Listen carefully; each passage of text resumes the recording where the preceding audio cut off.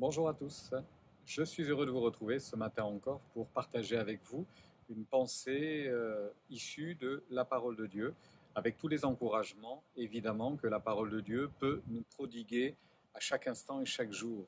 Et ce matin, j'aimerais parler avec vous de 4 regards. En fait, une même histoire, quelques personnages réunis ensemble et pourtant 4 regards croisés sur un même événement. Et ceci nous ramènera aux situations que nous rencontrons jour après jour et sur lesquelles nous portons un regard différent les uns des autres. Et il est évident que tous ces regards se croisent, s'entrecroisent pour nous amener, et nous allons le voir ensemble ce matin, à une vérité extraordinaire, à savoir la fidélité de Dieu en toutes circonstances et que la foi triomphe de toutes nos épreuves. La situation que je veux mettre en avant et dont je voulais vous parler se trouve dans l'Ancien Testament. C'est lors d'une bataille épique entre le peuple d'Israël et le peuple des Philistins. Il nous est dit ceci dans le premier livre de Samuel au chapitre 17. Un soldat philistin quitte le rang et s'avance entre les deux armées. Il cherche quelqu'un qui peut se battre contre lui. Ce soldat est de la ville de Gath.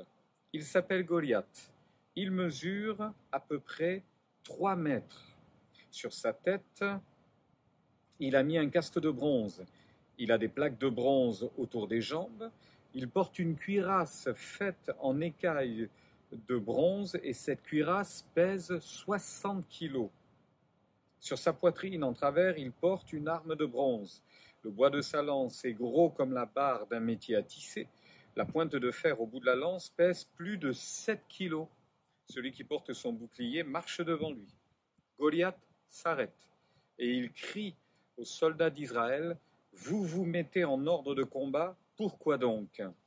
Je suis un Philistin, vous êtes les esclaves de Saül. Choisissez parmi vous un homme qui lutte contre moi. S'il arrive à me battre et s'il me tue, les Philistins deviendront vos esclaves. Mais si c'est moi qui arrive à le battre, et si je le tue, c'est vous qui deviendrez nos esclaves. » Et il ajoute encore : « Aujourd'hui, je provoque, je jette un défi à l'armée d'Israël. Envoyez-moi un homme et nous allons lutter l'un contre l'autre. » Quand Saül et toute l'armée d'Israël entendent ce que Goliath dit, ils sont paralysés par la peur. Vous comprenez comme moi que le regard que porte le roi Saül, ses soldats, face à ce géant Goliath est paralysant. Ce qu'il voit est impressionnant. Un homme, un géant de quasiment 3 mètres, qui est suréquipé, surprotégé. On ne peut rien faire contre lui. Même le plus vaillant des héros n'y arrivera pas. Et voilà la conclusion, ils sont paralysés par la peur. Ça, c'est souvent le regard que nous portons face à nos difficultés. Et puis vous avez David, celui qui deviendra le roi David, qui n'est à l'époque qu'un jeune garçon de 17 ans à peu près. Et ce jeune garçon va être envoyé sur le lieu de la bataille par son père, parce que d'autres de ses frères sont sur le champ de bataille. Et donc il doit aller prendre des nouvelles et apporter quelques victuailles. Quand il arrive à ce moment-là sur le champ de bataille, ça fait déjà 40 jours que le géant se vient tous les matins et tous les soirs pour lancer le défi, et personne n'a relevé le défi. Et là, on a un deuxième regard, c'est celui de David. Et voici ce qu'il va dire. Et on voit tout le contexte de sa remarque. Le jour suivant, David se lève tôt le matin, il laisse les moutons à un gardien, il prend les cadeaux et il se met en route comme son père Jessé l'a dit. Il arrive au camp d'Israël. À ce moment-là, l'armée d'Israël se prépare pour le combat et les soldats poussent des cris de guerre. Les Israélites et les Philistins se mettent en ordre de combat. David laisse ses cadeaux près du gardien des bagages et court vers les soldats. Quand il trouve ses frères, il leur demande s'ils sont en bonne santé. Au moment où il parle avec eux, le Philistin de Gath qui s'appelle Goliath s'avance devant son armée et, comme d'habitude, il se met à provoquer les Israélites.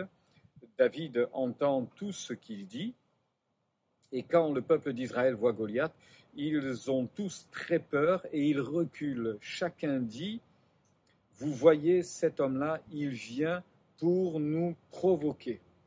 Alors David demande aux soldats, mais qu'est-ce qui se passe? Je ne comprends pas. Comment ça se fait qu'on laisse parler un homme comme cela?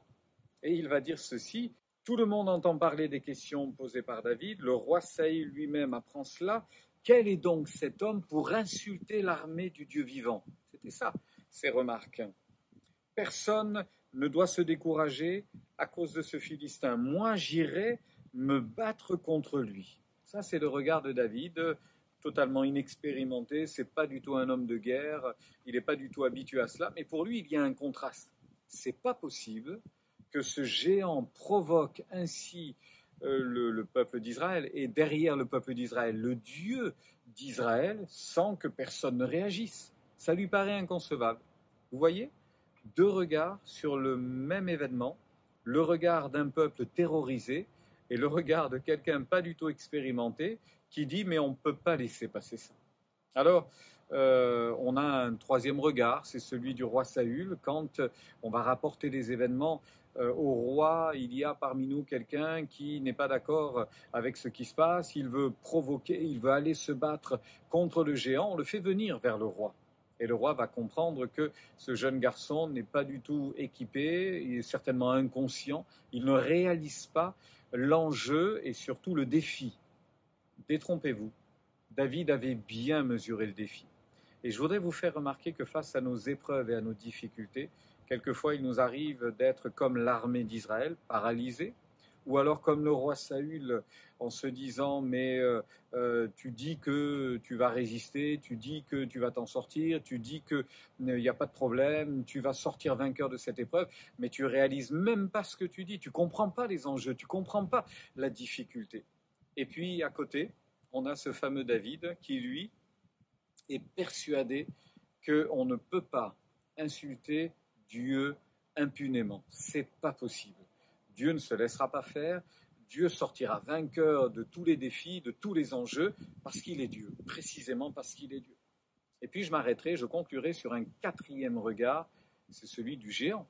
Parce que quand finalement David va emporter la décision et va pouvoir aller sur le lieu de bataille, Saül lui dira, eh bien vas-y, tu penses que tu vas gagner, vas-y. Et finalement, tout le sort, tout l'avenir du peuple d'Israël, maintenant, est entre les mains de ce jeune garçon.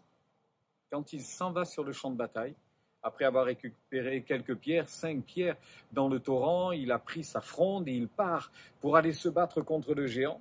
Regardez le regard que porte le géant Goliath sur, à ce moment-là, le jeune David.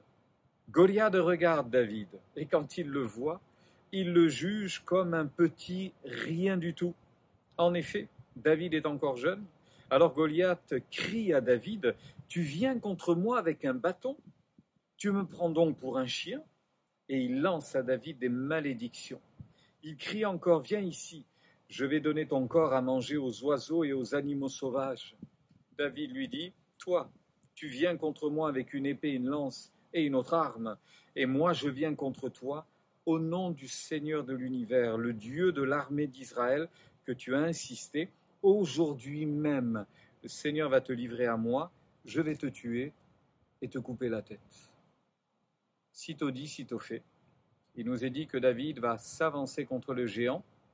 Le géant va se mettre en route après avoir dénigré, mais alors au plus haut point, l'initiative de David. Une seule pierre dans la fronde de David, une seule pierre fend l'air et va frapper le front du géant, va s'enfoncer dans le front du géant, qui va tomber à terre. Et à ce moment-là, David n'a plus qu'à se rapprocher du géant qui est terrassé et à utiliser la propre épée de Goliath pour lui enlever la vie. Quelle leçon doit-on tirer de cela? Eh bien, face à tous nos événements, face à toutes les circonstances que nous rencontrons, il y a 4 regards.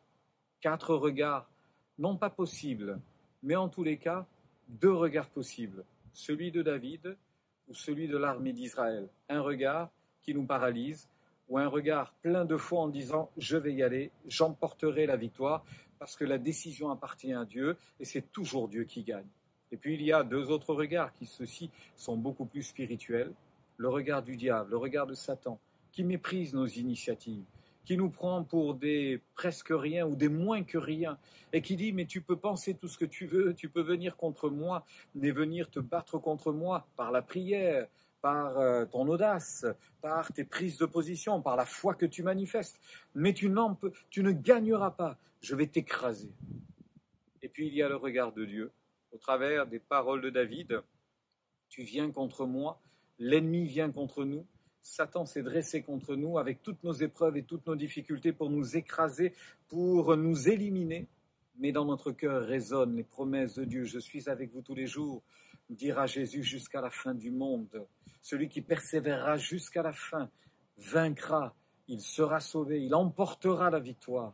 Eh bien, je vous encourage ce matin encore, vous emporterez la victoire parce que c'est Dieu qui emporte la décision. Quoi qu'il advienne, quelles que soient les situations, laissez tout simplement la parole de Dieu s'imprimer dans votre cœur et gardez cette assurance dans votre cœur. Vous êtes vainqueur en Jésus-Christ. Plus que vainqueur en Jésus-Christ. Ce n'est pas vous qui vaincrez, c'est Christ qui va vaincre au travers de vous. C'est Dieu qui sera glorifié et c'est vous qui en profiterez. Bonne journée bénie.